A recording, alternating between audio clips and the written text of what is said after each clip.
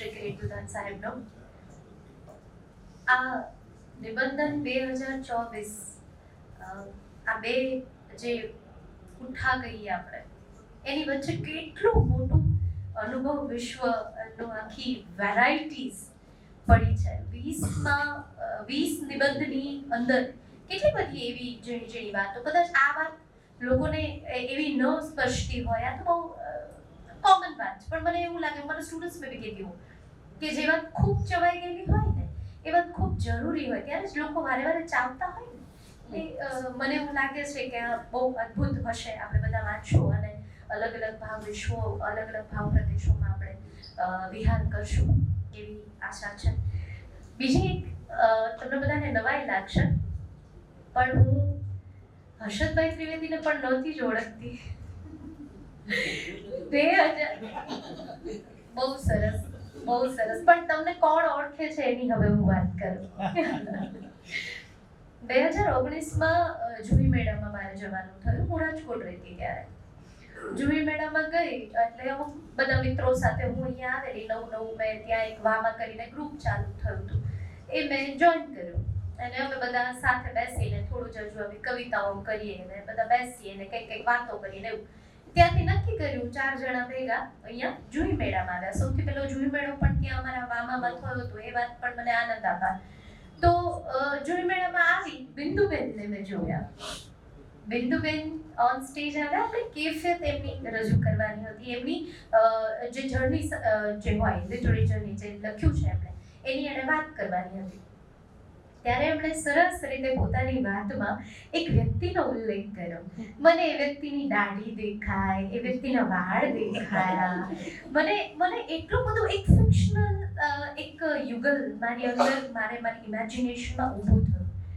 એ પછી ખાસો સમય ગયો. એ પછી મેં હર્ષદભાઈને જોયા અને મને એટલી મજા પડી. એ જે ત્યારનો જે ફિક્શનલ ઇમેજ હતી ને મારા માઇન્ડમાં, એ બંનેને જ્યારે સાથે જોયા ને ત્યારે એનો આનંદ વેવડાઈ ગયો. એટલે તમને હર્ષદભાઈ કોણ ઓળખે છે એ તો તમને ખબર જ છે, પણ એમના થકી પહેલી વાર મારી ઇમેજમાં મેં હર્ષદભાઈ ત્રિવેદીને જોયેલા. તો બાકી તો એમની શું ઓળખ આપવી, એ પ્રમુખ છે ગુજરાતી સાહિત્ય પરિષદના, એ આપણને ખબર જ છે. અને શબ્દ સૃષ્ટિનો ખૂબ સમય સુધી એમને ખબર જ છે કે એમને જ બોલાવવાના છે, તો એ ઊભા થઈ ગયા છે. Please come on stage, come on dais and talk about નિબંધ 4 મિનિટ.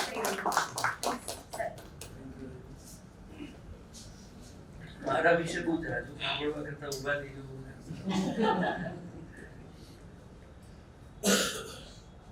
પરમ આદરણીય રઘુવીરભાઈ, પ્રિય મિત્ર કિરીટભાઈ, એવા જ મિત્ર અજયભાઈ, અને બહુ મોટું સાહસ કર્યું છે એવા મનીષભાઈ.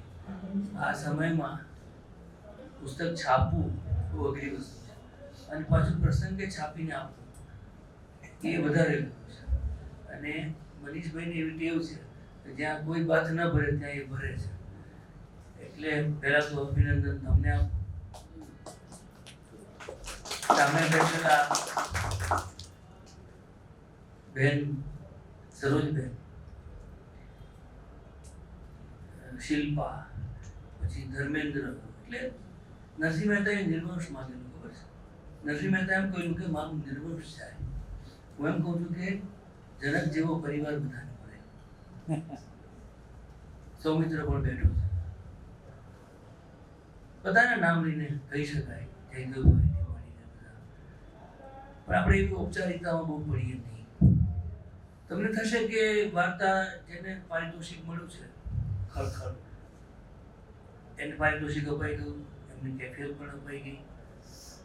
નિબંધોના નિર્ણાયકે પોતાની પ્રક્રિયાની વાત કરી દીધી. 20 નિબંધો વિશે કિરીટભાઈએ વાત કરી દીધી. હવે હું શું બોલીશ? મારે 2 વાત કરવી છે. એક તો એ છે કે આ નિબંધ છે ને, એ મોસ્ટ ડેમોક્રેટિક ફોર્મ છે. મોસ્ટ ડેમોક્રેટિક ફોર્મ છે. અને મેં હમણાં કહ્યું ને કે હું મને નથી ઓળખતો. એ ઓળખવાની, પોતાને ઓળખવાની પ્રક્રિયા તમારે જો કરવી હોય તો તમારે નિબંધમાં જવું જોઈએ. નિબંધ તમને ઉગાડે એટલા જ ઉગાડા કરી આપે, એ એટલું જ સાચું છે.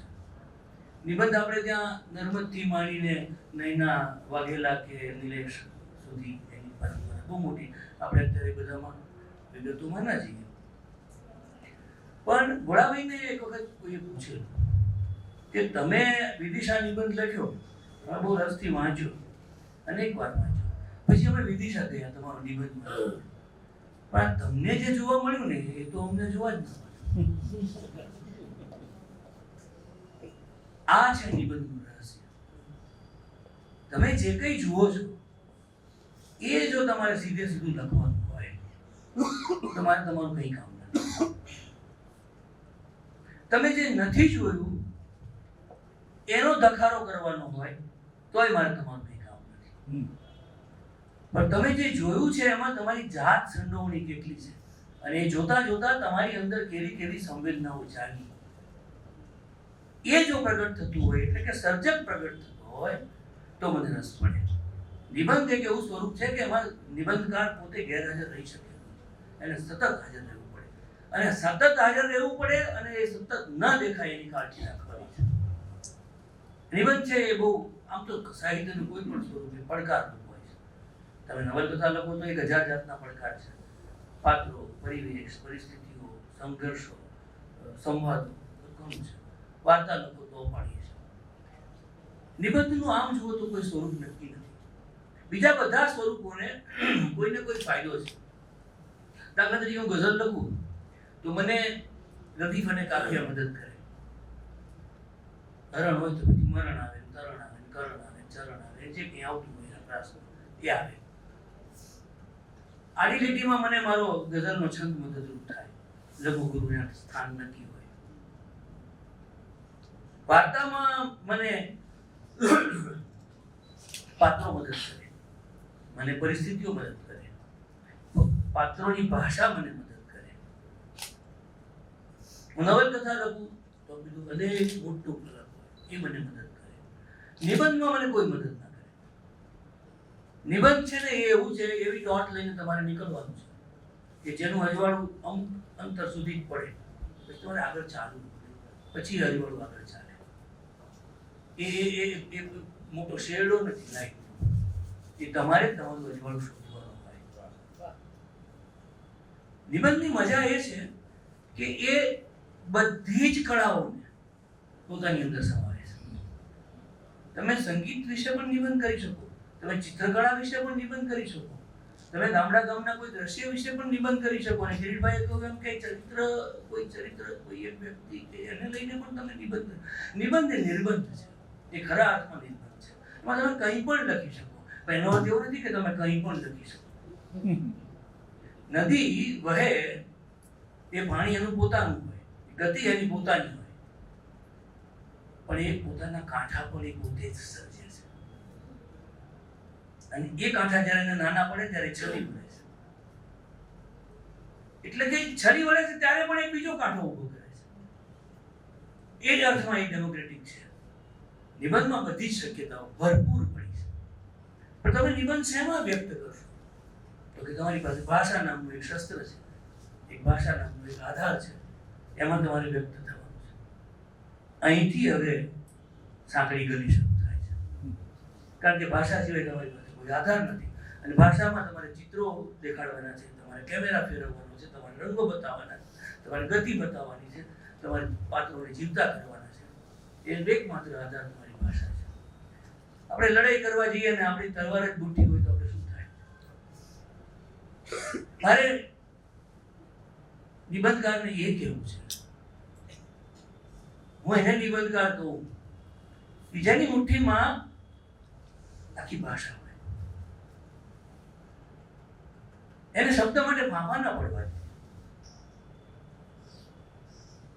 પ્રત્યેક શબ્દ નિબંધનો એ તમને એક પડકાર લઈને આવે તમારી સામે. વાક્ય રચનાઓ તમે જુઓ, નિબંધની વાક્ય રચના હંમેશા જુદી હોવાની, વાર્તાની વાક્ય રચના જુદી હોવાની, નવલકથાની વાક્ય રચના જુદી હોવાની. આ જુદાપણું જે છે નિબંધને, એ સ્વરૂપ તરીકે એને જુદાપણું જે આપે છે, એ ભાષા તમારે કેળવવાની છે. તમે સુગંધની વાત પણ તમે નિબંધમાં તો કરી જ શકો છો. વાચકને જો એનો પૂર્વાપર સંબંધ હોય અને તમારા શબ્દમાં એ તાકાત હોય, એક ઓથેન્ટિસિટી, એક પ્રકારની આધારભૂતતા નિબંધ માંગે છે. વર્ણન તો બધાને આવડે, વર્ણન તો બધા કરે, પણ એ વર્ણનમાંથી છેવટે તો તમારી સામે તમારો વાચક છે. તમે નિબંધ શું કરવા લખો છો?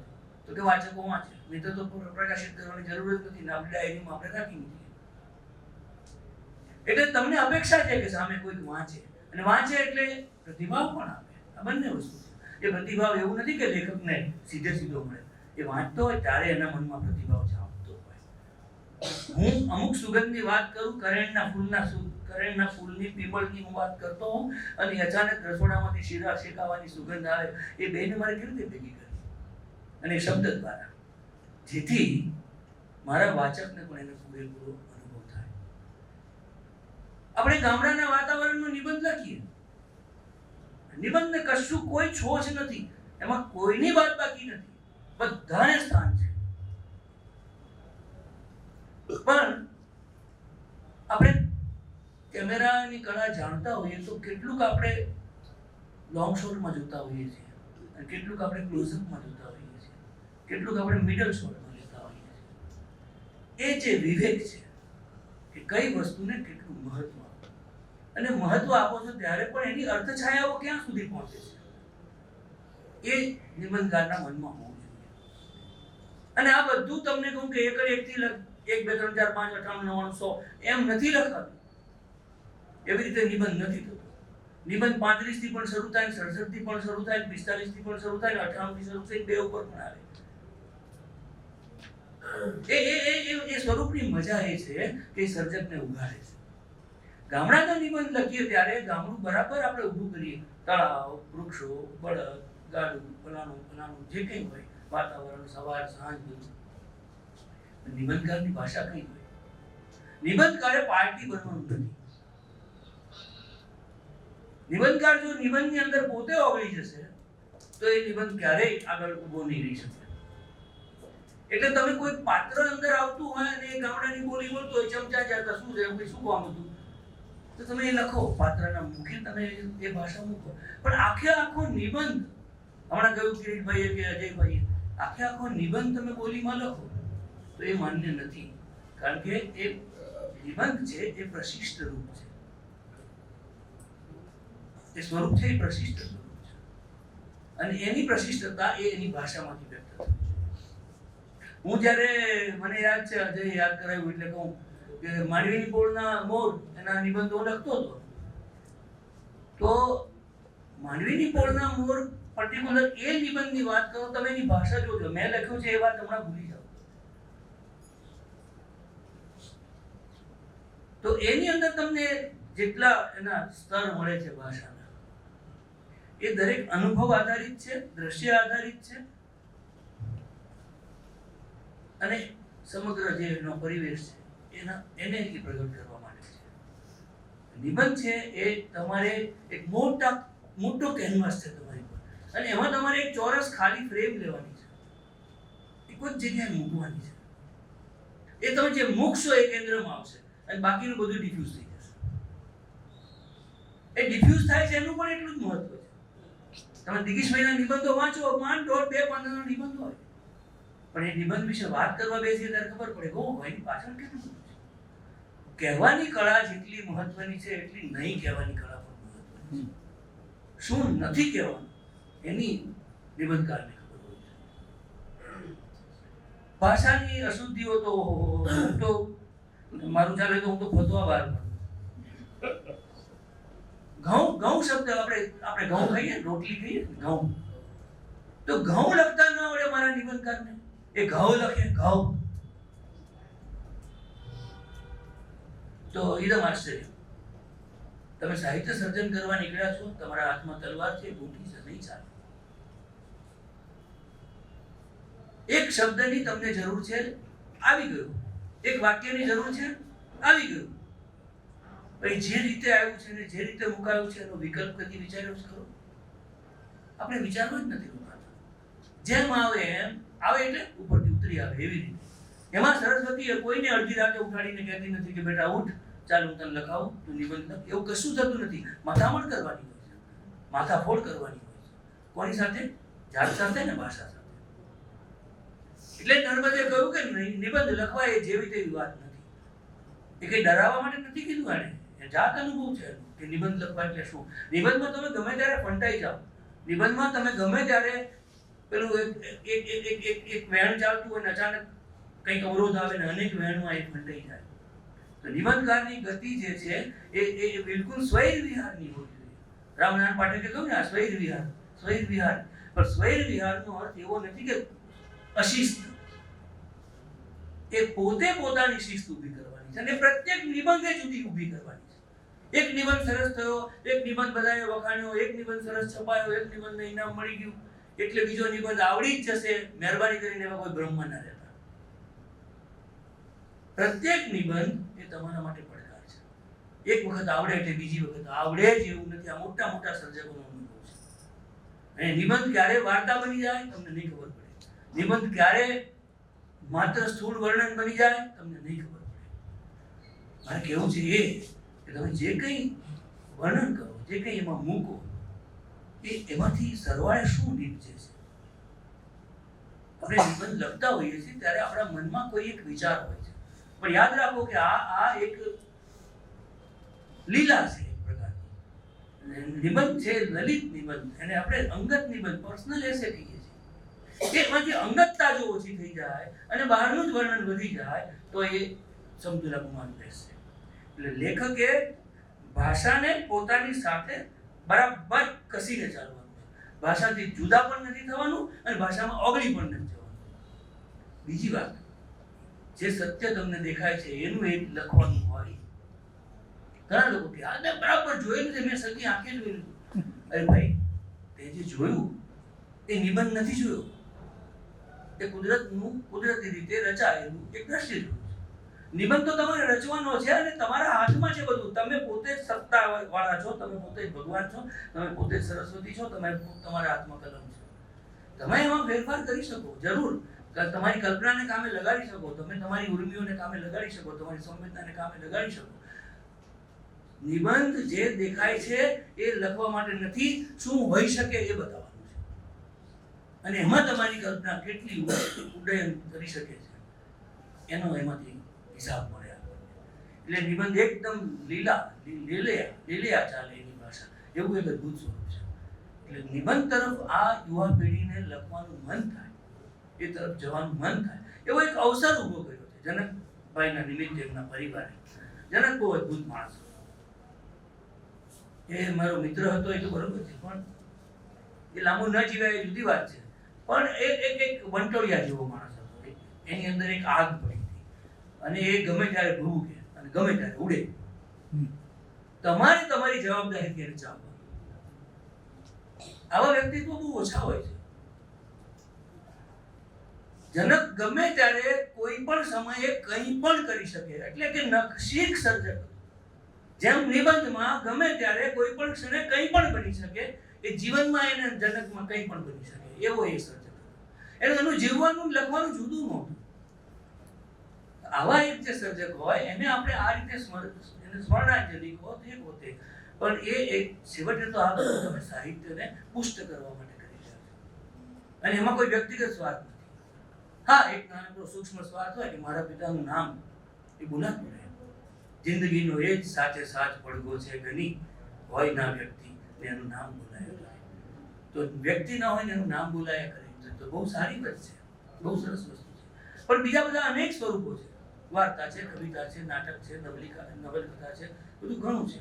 તમે નિબંધ કેમ પસંદ કર્યો? આ બહુ સારું કર્યું, નિબંધ પસંદ કર્યું. તમે જુઓ છાશવારે વાર્તા સ્પર્ધાઓ થાય છે અને કાગળિયાના પ્રમાણપત્રો ફર્યા કરે છે ચારે બાજુ. કોણ કોનું સન્માન કરે છે, કોણ કોને કેટલા રૂપિયા આપે છે, બધું રહસ્ય છે.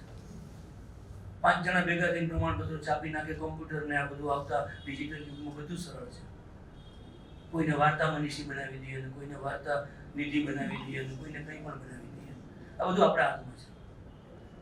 એટલે આ ફરફરિયાના જમાનામાં સાચી કૃતિ ક્યાં છે? નિબંધ છે ને એનો દુષ્કાળ જ હોય હંમેશા. આપણે ત્યાં એક વખત નિબંધનો લીલો કાળ એવો આવ્યો હતો ને એક સાથે બધા 10 નિબંધકારોના નિબંધો હતા. આવે છે વારાફેરા. નિબંધને હું એટલા માટે મહત્વ આપું છું કે એમાં છદ્મ નથી ચાલતું, એમાં છળ નથી ચાલતું. માણસ જેવો હોય ને એવો એને દેખાવવું જ પડે, અને એવો ન દેખાય તો વાચકને ખબર પડી જાય કે આ છદ્મ કરે છે, આ છળ કરે છે. વાચકને ખબર પડી જાય કે અમારી બનાવટ કરે. આપણે ત્યાં કૃત્રિમ નિબંધો બહુ લખાયા છે. વડોદરાથી વાડજ સુધી તમે યાત્રા કરો તો ઘણા બધા મળશે. બધું કૃત્રિમ, તમને પોતાને જ ખબર પડે કે આ માણસ મારી તો બનાવટ કરે છે, પણ એને પોતાની જાતની બનાવટ કરે છે એની એને ખબર નથી પડતી. પણ લા થાય છે, જગત છે આ તો એક મોટો સમુદ્ર છે.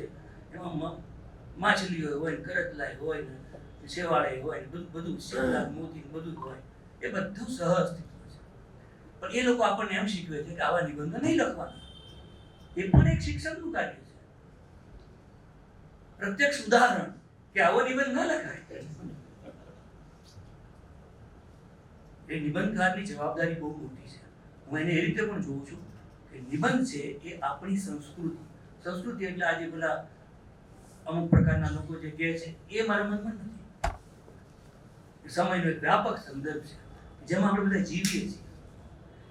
એ જે આપણી સંસ્કૃતિ છે, જે પરંપરા છે, એમાંથી તમે કેટલું લઈ શકો છો અને કેટલું રમણીય રીતે મૂકી શકો છો, કેટલું અંકે કરી શકો છો. એ કાકા સાહેબને વાંચીએ તો ખબર પડે. આ હું જે કહું છું એ જવાબદારી. ભોળાભાઈને વાંચીએ તો ખબર પડે કે આ જવાબદારી શું છે. એટલે લેખક જ્યારે લખે છે, એમાં જ્યારે નિબંધ લખે છે, ત્યારે એની ઘણી મોટી જવાબદારી થઈ જાય. આ ડાબા હાથનો ખેલ નથી ભાઈ. બહુ ગંભીરતાથી લખવું પડે, પણ ગંભીર નથી બનવું. આપણે ગામડાનો નિબંધ કરવાનો છે, પણ ગામડીઓ નિબંધ નથી કરવાનો. ગામડું એક વિષય હોઈ શકે. તમે ગામડિયા થઈ જાઓ ભેગા, ના એ તો નહીં ચાલે. તમે લખો સ્વતંત્રતા છે. તો બધી આજે કઈ તારીખ છે? એટલે ડિમોક્રેસી છે, જે કરવું હોય તે કરો.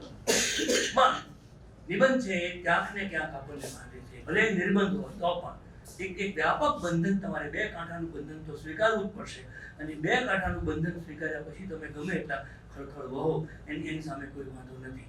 અને પ્રત્યેક નિબંધકારનું નિબંધ એ અલગ જ હોવાના. જેમ આ બ્રહ્માની સૃષ્ટિમાં એક જેવો બીજો ચહેરો જોવા નથી મળતો, જેમ આ બ્રહ્માની સૃષ્ટિમાં એક જેવું બીજું જોવા નથી મળતું, એમાં જે અપાર વૈવિધ્ય છે એ બધા જ વૈવિધ્યને નિબંધમાં અવકાશ છે. તમે શું પસંદ કરો એના ઉપર બહુ જ મોટો આધાર છે. એટલે મારે આ પરિવારને અભિનંદન એટલા માટે આપવાના કે તમે અમારા મિત્ર સર્જકને તો જીવતો રાખો છો, પણ તમે એક સારા સાહિત્ય સ્વરૂપને સંકોરવાનું કામ પણ કરી રહ્યા છો. આ સાહિત્ય સેવા બહુ મોટી છે. એના માટે બધે ઠેકાણે કંઈ સંસ્થાઓની જરૂર નથી. 5 જણ ભેગા થઈને પણ વાત કરી શકે, 5 જણ ભેગા થઈને પણ આ કરી શકે. એ મોટા બેનર ને આ ને એ બધું થાય, એનો વાંધો નથી. પણ છેવટે તો આ વ્યક્તિ કેન્દ્રિત કલ્યાણ, આત્મકલ્યાણની પણ વાત છે. આપણે જ્યારે લખીએ છીએ ને ત્યારે આપણું પણ કલ્યાણ થતું હોય છે. કેટલું બધું આપણી અંદરથી પ્રગટ થતું હોય છે, આપણો સાક્ષાત્કાર થાય છે. એટલે નિબંધકાર એ નિબંધ નિમિત્તે પોતાની જાતને ઓળખે છે અને જગતને ઓળખાવે છે. એવું આ એક અદ્ભુત સ્વરૂપ છે. દિવસે ને દિવસે આ સ્વરૂપમાં આપણને નવી કલમો મળતી થાય એવી પ્રભુને પ્રાર્થના કરું. જે લોકોએ લખ્યા છે આ 20 જણ ઉપરાંત બધા, એ બધાને પણ અભિનંદન આપું. કમસે કમ એમણે લખવાનું તો સાહસ કર્યું ને. આ તો ઉપદેશ પછીનો ઉપદેશ છે. અને આમાંથી જે ટકવા જેવું હશે એ ટકશે, ને અટકવા જેવું હશે એ અટકશે. એમાં આપણે શું કરવાના છે? કોઈનું કંઈ ચાલવાનું નથી. આ એક જ પ્રદેશ એવો છે જેમાં કોઈની લાગવગ ચાલતી નથી. તમે એકાદ વખત કામ મેળવી લો, એકાદ વખત 2 જણને મનાવી પટાવીને કંઈક મેળવી લો, પણ સમયના પ્રભાવમાં કંઈ બહુ જાજુ ટકશે નહીં. ટકવાનું હશે કોઈને ગાંઠશે પણ નહીં. આ એટલું એક આત્મપ્રતીતિ અને દ્રઢ પ્રતીતિ સાથે જો ભાષા સાથે કામ કરો તો નિબંધ સૌથી હૃદયની નજીકનું એવું આ સ્વરૂપ છે. અને તમે બધા નિબંધ સાથે જોડાયેલો છો એનો મને આનંદ છે. બીજું બધું પણ લખજો, માત્ર નિબંધમાં પણ બંધાઈ રહેવા જેવું નથી. આહા, અપાર વિશ્વ છે. અને એમાં જેટલા મનુષ્યો છે ને એ બધી અલગ કથાઓ છે. એમની પાસે બધા જાતના અનુભવ છે. એક જેવો બીજો નથી. ઘણું બધું લખવાનું છે. તમારી અંદર જે કંઈ પડ્યું હોય સત્વ એ બધું બહાર લાવો, કોઈ પણ ફોર્મમાં બહાર લાવો. છેવટે તો પ્રગટ થવાની વાત છે, વ્યક્ત થવાની વાત છે. કોઈ પણ માણસને વ્યક્ત થવું છે. તમે બસમાં બેસો ને બાજુમાં જઈને બેઠા તો તરત જ ક્યાં ના, એટલે આપણે કહીએ સુરેન્દ્રનગર. એમ કે હું સુરેન્દ્રનગર, એટલે ક્યાં રહો છો તમે? ત્યાં ઠેકાણે. તરત જ કે હું તમારી નજીકમાં છું. કથા ક્યાંથી શરૂ થઈ જાય તમને ખબર નહીં પડે. એટલે દરેક માણસને વ્યક્ત થવું છે, અને વ્યક્ત થવું છે તો આપણી જવાબદારી એ છે, આપણી નિસ્બત એ છે કે આપણે કલાત્મક રીતે વ્યક્ત થઈએ, ભાષા દ્વારા વ્યક્ત થઈએ. આપ સૌએ મને આટલું શાંતિથી સાંભળ્યું એ માટે આપનો ખૂબ આભાર. નિબંધ વિશે હજી પણ હું ઘણું બોલી શકું, પણ નહીં બોલું. રઘુવીરભાઈ બોલવાના છે એટલે એમની હાજરીમાં જાજુ બોલાય પણ નહીં. મારા કિરીટ શુક્લ અત્યારે દેખાય છે, મને આનંદ થાય છે બધા સાથે છે. તો એ જનકભાઈના ભાણેજ ને? હા, ભાણેજ છે. 100 બ્રાહ્મણની ભાણેજ એટલે ચિહ્ન બેસાડે છે. Okay, fine. ધર્મેન્દ્ર, તમને ખૂબ અભિનંદન. આ યજ્ઞ ચાલુ રાખજો. એમાં ક્યાંય ખોટ પડે તો કહેજો. જે કંઈ કરવા જેવું હશે કરીશું, પણ ચાલતું રહેવું. સારું, આભાર.